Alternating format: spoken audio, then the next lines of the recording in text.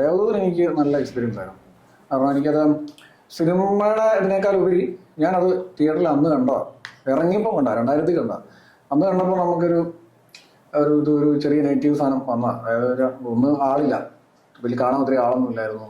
പിന്നെ മൊത്തത്തിൽ ഒരു മോശം ഇതായിരുന്നു, കൂവിച്ച് അങ്ങനെയൊക്കെ ഉണ്ടായിരുന്നു. അപ്പൊ നമുക്കതൊരു ശരി, ഇങ്ങനെ മോശം ഇത് വരേണ്ടതല്ല.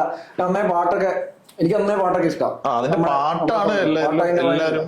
നമുക്കതൊരു ഇച്ചിരി ഇതായിട്ട് തോന്നി, വിഷമമായിട്ടുള്ളൂ. പിന്നെ കോളേജിൽ പഠിക്കുമ്പോഴും പിന്നെ സിനിമാ സുഹൃത്തുക്കളൊക്കെ വരുമ്പം ഈ കാര്യം ഞാൻ പറയാറുണ്ട്, പടം കുറച്ചുകൂടി ഡിസേർവ് ചെയ്യുന്നതായിരുന്നു.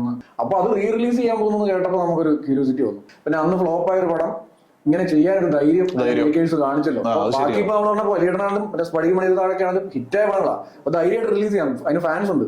ഇതിനൊരു ധൈര്യം, പ്രത്യേക ധൈര്യം വേണം. ഫ്ലോപ്പായ ഒരു പടം 24 വർഷം കഴിഞ്ഞിട്ട്. അപ്പൊ എനിക്ക് ഭയങ്കര ക്യൂരിയോസിറ്റി ഉണ്ടായിരുന്നു, ഈ പുതിയ ജനറേഷൻ ഫിലിം ഓഡിയൻസ് ഒക്കെ എങ്ങനെയാണ് കാണുന്നത്. പക്ഷെ ഞാൻ കണ്ടപ്പം എല്ലാവരും കൈയിടിക്കുകയും നല്ല എൻജോയ് ഒക്കെ ചെയ്യുന്നുണ്ട്. അപ്പം എനിക്ക് അതിലാണ് കൂടുതൽ കീഴായത്. പടം നമുക്കറിയാം, പിന്നെ ഈ പറഞ്ഞ ക്വാളിറ്റി, സൗണ്ട് മിക്സിംഗ് ക്വാളിറ്റി ഒക്കെ നല്ലപോലെ എൻജോയ് ചെയ്ത് കണ്ടായിരുന്നു. കുറച്ച് കട്ട് ചെയ്തു. ആ കട്ട് ചെയ്ത് ആക്ച്വലി ശരിക്കും എനിക്ക് നന്നായിട്ടാണ് തോന്നി. അത് അതിനകത്ത് വെച്ചാൽ സിബി മലയിൽ പോലുള്ള ആളുടെ ഒരു ക്രാഫ്റ്റ് എനിക്ക് തോന്നി. ഈ 24 വർഷം കഴിഞ്ഞിട്ട് പുള്ളിക്ക് അതിനെ ഇപ്പോഴത്തെ ഒരു സെറ്റപ്പിലേക്ക് ട്രിം ചെയ്യാനുള്ള ഒരു സാധനം ഉണ്ടല്ലോ, ധൈര്യത്തോടെ ചെയ്ത് അത് സംഭവം നന്നായി ശരിക്കും.